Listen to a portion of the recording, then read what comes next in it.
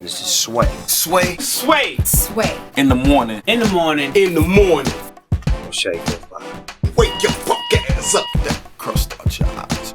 Sway in the morning, Shade 4-5. Heather, we about to take a trip right now. Okay, I'm ready to go. In the world of the abyss, we're going to look off into the future where art and creativity has no perimeters. It has no boundaries.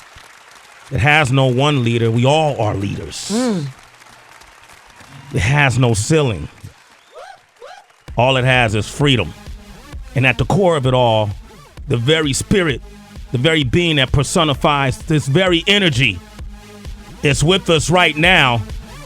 The master of the Aoki jump. Steve Aoki, ladies and gentlemen.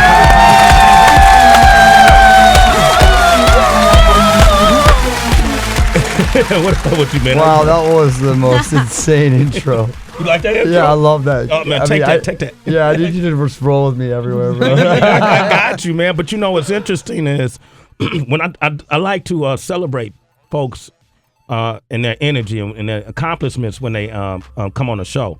And last year we were at the Hangout Fest in Alabama, which is something we do at MTV. It's coming up again this year in the next week or two. And that was the first time I really got to see you do your work. Like, I was on stage next to him. Wow. And, you know, of course, I'm familiar with it. I'm very familiar with you. But I never went to a Steve Aoki jam, so to speak. And, man, as soon as I saw it, I was like, gee, I lost 6 pounds just standing there. Oh, my goodness. You know, because you just get so worked up. Yeah. And watching people jump up and down, you just automatically just start jumping up and down. But it wasn't always like that for you, right? Right. Well, I mean, I take a lot of that energy that I get on stage from being in bands. Yeah. You know, in my teenage years and my college years, and that just eventually it kind of, you know, evolved and morphed into my music. Yeah. You know, like sampling guitar, stuff like that, and then eventually just the raw energy takes you, out of the DJ booth, and you know, the interaction starts happening, whatever it might be. You know, whether you're like, you know, in the crowd with them, maybe caking them in the face. Yeah. You know, Well, let's stop, because as you say things, I'm going to question you about this cake. yeah. You know, when I was growing up, and you said you getting cake, that mean you were getting money. Now, if you say, hey man, you getting cake, Steve Aoki got a big sheet cake in his hand and he's gonna smash it in your face. What made you start doing that? Like, what inspired that? Three Stooges? They used to do that a lot with the Three Stooges, right? Well, okay, the first time I actually brought production to my show was in 2009 at Coachella. Okay. And I brought out the life raft. Mm-hmm. But I brought out like 4 of them. And I had a bunch of my friends jump in them, and we were just life rafting all over the crowd. Oh. Yeah. And I realized that then, you know, after the course of the next couple of years, that, you know, adding little bits and pieces to the show, the entertainment level just gets amplified. Yeah. So 2 years later, I was like, I got to do something new. I got to add something unique that no one's done. And the cake was introduced, inspired by a music video that I saw, these exploding cakes, exploding people's faces in slow motion. I was like, oh, that's so epic. That cake just splatters all over the face, and it just looks incredible. Like, so I thought about like, oh, the post-cake face is what everyone wants to see. You want to see the person's face with just frosting all over and their expression that they get. And then when you see the expression, you realize they are so happy. Then all of a sudden you're just happy. And you look around, the whole place is staring and not laughing at them, but they're laughing with them, going, like, wow, that's actually amazing to see something happen where you expect it to be the worst case scenario. And it becomes like girls were begging him, me, hit me in the face. And then the whole raft surfing thing, like, you know, when you people were begging to be put in the raft. And so, now, let me ask you something, because I'm a cake eater. Hello. Hello. Explain that. Does the use your imagination? We have no boundaries, no perimeters here. No one's ever got hurt by getting hit in the face with cake, right? Yeah, no, there's always a sound check like every artist does. Okay. But now for me, I do a sound check and I also do a cake check, which is also very important because, the cake is getting slammed in someone's face and we got to make sure that there's no injuries. Wow. Your show is so amazing. And then, I know you just watching you on your Instagram, man, the way you live, you lead a healthy life. Unless you're lying on your Instagram, which people do. And I apologize for that. What is your writer like? Like when you do shows? I'm just curious. What do you... Yeah, it's definitely. I mean, promoters now know, but in the beginning, they're like, "How come you need 8 cakes? We don't understand." And it was under the food area. Yeah. I'm like, we have to take that out of the food area because they're gonna think we're all eating cakes. This is actually for the show. Yeah. I mean, so we had to. It was kind of at that point that big question mark. You need a raft. You need cakes. You need all this champagne, and I have like 80 bottles of water because I'm, giving bottles to the front row of the audience because they don't move. I mean, these kids, they will stay at the barricade from beginning to the end and they don't leave for drinks and they're dehydrated or whatever. So we get my crew and we just start feeding them water so that they're not going to keel over. Yeah, I've seen it. Heather. I'm confused, Steve. You got to help a girl like me out. All right, I grew up where, we smoked some weed in the 90s. Smoke that chocolate tie. They doing that Biggie shit. We was like, I love it when you call me Big Papa. Shit was laid back. Right. I'm listening to this and I see it. They just seem like they on pills, like on drugs. Is this pill music? Tell me because I don't really do pills unless I'm drinking. And if I go out to your concert, I'm going to be one of the kids that's dehydrated in the front row. Do you have to be on pills to enjoy this? I'm getting smashed in the face with a cake? That shit is like fighting music. What? I'll be honest. If you're on pills and you're at one of these crazy high energy shows, you don't remember or know what the hell is going on. You're just confused or lost in your own world, just gnawing your gums away. That's the thing. It's like you'll see people like that are just looking around like yeah, they're like that and they don't get it. And then there's people that are there for the music, that are singing along to the songs, they're humming the rhythms or melodies, and they're on the high of the music. Because I can't. For me, I don't do pills. I don't do any of that stuff. So I know that if I was on that stuff, then I couldn't even perform. Yeah, you couldn't perform. Yeah. So you should just be like music high when we see you. Yeah, because I know that I'm a testament to someone that gets extremely, extremely high from the music. Yeah, and I'll play one of my songs. I've probably played it thousands of times. So by the thousandth time, you're thinking, God, you're just so bored or jaded from that song. But when you see the interaction playing out between the audience and yourself, you see them going nuts. Mm-hmm. You see them experiencing something that they've wanted to see. Then you're like, oh, right, there's a new experience being played out. I was high. When I saw, I got high. You got high. Music high. I'm music high. Okay. And Steve was like jumping on the turntables, flipping off, doing all kind of craziness. But he was just with reckless abandon. It didn't matter. I've even seen a videotape of you was so high that you ran into the stage and then hit your head and leveled them. Steve Aoki is here, man. 888-742-3345. I want to talk about this Madison Square Garden performance you have coming up in the new album Neon Future. We talked about that before. This is Raise the Night Away. Well, Waka Flocka sounds incredible. Shay 45, call us. Raise the night away right there, ladies and gentlemen. Hey. Waka Flocka Flame, man. Paired up with Steve Aoki, the guys at that tour. And it just looked like Waka was just in a whole nother world enjoying himself. People ate him up, you would say, right? Yeah. Oh, we did a 2-month tour together across the U.S. Yeah.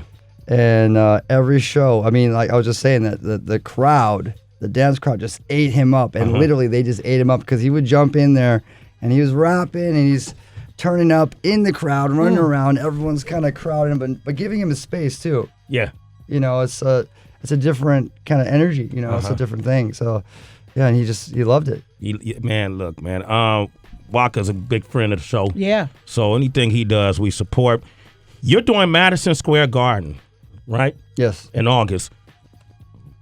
I mean, damn, have you done the Garden before? Oh, no. Muhammad Ali fought in the Garden. You know what I mean? Like, Jay-Z sells out the Garden, Yeah, no, trust me, this is... Madonna, Gaga, Liza Minnelli, and now Steve Aoki. Yeah, this is the dream that I never thought would have ever happened. The impossible, literally the impossible happened. I mean, it's especially for the electronic dance community, we don't get the opportunity. Mm-hmm. We never think that that's actually something that would be in our trajectory at all. Yeah. So, to get to that place, I automatically just bow down to all the fans that are putting me there, that are buying hard tickets and that have bought hard tickets to allow me to play in the most prestigious place in the world. Yeah. Because I was talking to my friends about it, I'm like, this is the most prestigious venue in the world. Something bigger, bro. This is it. It just blows my mind still. Yeah. Don't change on us. No, but it is. It's crazy because it's beyond like your wildest dreams. Like you can only imagine something like that, and then for it to come into fruition, man, what a blessing! Congratulations. Such positive energy, man. Yeah. And let me tell you how cool this guy is. Like, you guys came in a few moments late because as we were setting up, and I went on air and said, I know Steve well enough, and I know he's generous enough, and his heart is kind enough, where because of that, he'll treat the entire crew to Benihana's. We love you, Steven. Yo, thanks, bro. Right? That's nothing, right? Right? Watch this. Have to watch this. I told you. Watch this. Okay. Watch what he says. How you respond to that?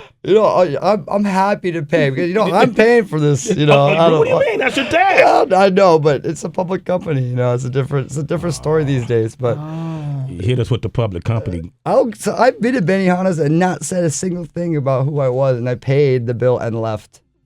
That's dope. Yeah, because I don't want to make a scene. I want to kind of humbly get in, humbly get out sometimes. I don't want to, like, yo, man, my dad was here at one point, the guy with the curly hair in the pictures. That's like, who? Yes, you? Like, who are you? I'm like, no, I can do that. I can't do that. Yeah, that would feel whack to you. I wanted to give you I was watching, what was the movie, The Wolf of Wall Street, and your dad's name came up. Yeah. And let me play this clip because I want you to break that down for us. Of course. I know you're probably tired of saying this. But No. All right. No. This is what the movie said. Because, Wolf of Wall Street is about a guy who manipulated, the stock market, Wall Street. And then your dad's name was mentioned. And I didn't understand why. I was just like, what does Benihana, Rocky has to do? This is the clip right here. All right. This is you talking? Oh, no. Hold up. Explain to me how that was misrepresented in the movie. Okay, first of all, Martin Scorsese shouting out my dad in his film has got to be one of the coolest things that I've heard. So when I heard about that, and I heard like, oh yeah, but he's a reason why they got caught. I'm like, but it's a movie. I'm so sick that he got shouted out. I'm still like so impressed by that. Dude, this is one of the coolest movies by one of the most amazing directors. Yeah. And, I saw it, and I'm like, there's a guy playing him, like a fat Japanese looking dude with like curly hair. I was like, no, it's my dad. Oh my God, that's so cool. Nailed him. And then they said they wouldn't eat at Benihana's. I was like, oh, that's so crazy, But, yeah, I mean, obviously, it's not true. Like, none of it's true. None of it's true. None of it's true. What did they say his involvement was? They said that he was the reason why Jordan got caught finally because of some sort of money laundering through his boat racing, which he did. He was an offshore boat racer, and he was involved in that. But my dad, back in the day, he was a flamboyant dude. He was like, he had cars. He was living it up. Yeah. So when he started making money, because he came from nothing. So when he started making money, he was in the club. He had like chains. He was hip hop. Yeah. He was hip hop. Rocky Aoki was hip hop. Yeah, he was hip hop. He was running around with Andy Warhol. He was, in the art community. And he just was the dude. Like he was racing boats, flying hot air balloons. So there is a little bit of truth in the fact that they picked him, I think, because of the fact that he was one of those crazy outlandish, also like crazy outlandish Asian guy in the 80s, like which was, you know, when you think of Asian people back then, you don't think of that. Yeah, you only think of Bruce Lee. Yeah, Really? or you think of very like quiet kind of like I don't. Oh, you talking about Yeah. You know what reserved, I mean? It's like different kind of vibe. conservative. Yeah, right. And you know, he definitely changed and pioneered a lot. So I think it's cool. I mean, you know, people will do the research and realize like, oh, okay, but who cares? Like, even if people thought that, like, whatever. Yeah, I think it's cool even if it was true. Like, what does it really matter if it was true anyways? Like, I know, right? Well, it mattered to me. I felt, you know, they say 6 degrees of separation. Right. So when he shouted out your dad, I felt like, he's talking about my family. Wow. Being that we're brothers and all. You know, my daughter's name is Kiyomi. all right. Oh my gosh. Like. Whatever. All right. Neon Future, man. Finally, you know. So, what's different about Neon Future for you this time around? Well, Neon Future, to make a long story short, is my fascination, obsession with futurism, with technology, and I wanted to do this concept around this 2-year project that I'm working on, because now it's 2 parts. Like first part coming out in August, second part coming out next year. Yeah. And there's some songs where it is lyrically and musically based in the future. Like I really was trying to write future music with artists that are absolutely just forward thinking. And I also put that in singers' heads. Like told will.i.am about the concept of Neon Future. I told MGK about that, told Waka about that, told everyone. I'm like, okay, this is a concept. But of course, creative freedom aside, like, you know, this is your song too. Write what you want to write. And we got to write a song that's going to make people turn up as well, because this is dance music as well. So it's a balance there.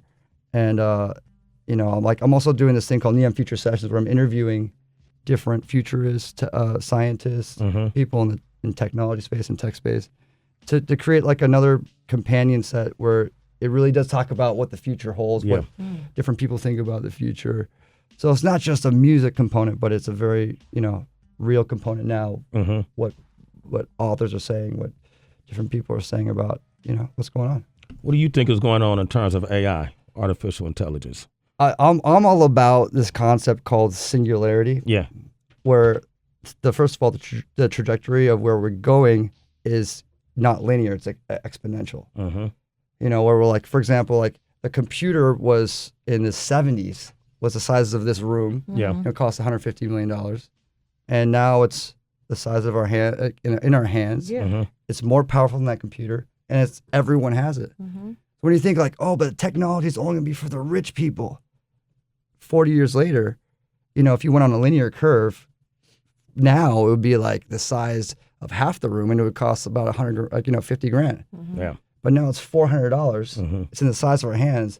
Think in 20 years, it's gonna be the size of a blood vessel, and it'll go into your bloodstream and be a stronger, faster, more efficient T cell, killing off cancers, killing off diseases that we've been struggling for. And soon we'll be able to essentially live forever. And then we'll be able to think about those problems of overpopulation or natural resources. Like, that's the future that I'm looking forward to. Wow. You want to live forever?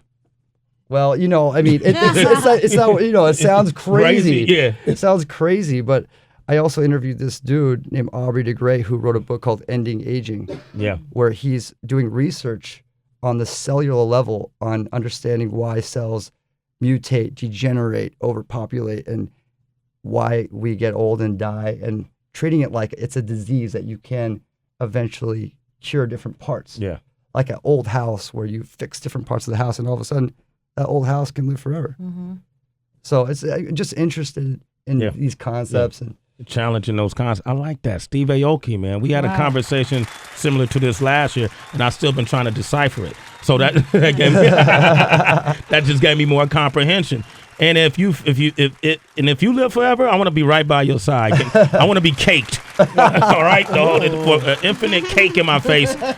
Neon Future is probably going to be one of the most interesting projects you've ever heard. I'm looking forward to that and the Madison Square Garden performance, bruh. Thanks for coming by, man. Thanks, Sway. Thank you. Just for the record, I got some of the most air in an Aoki jump that has ever been witnessed. That's one of my favorite Aoki jumps we did, man. remember that, man? Yeah, off the bed of that truck. Yeah, we were off the bed of a truck. I mean, listen, I got so hot. Jordan called me and asked me could he use me for his logo. Wow. You know what, Sway. All right. Steve Aoki, thanks for coming by. All right, 1, 2, 3. It's Sway in the morning, only on Shade 45.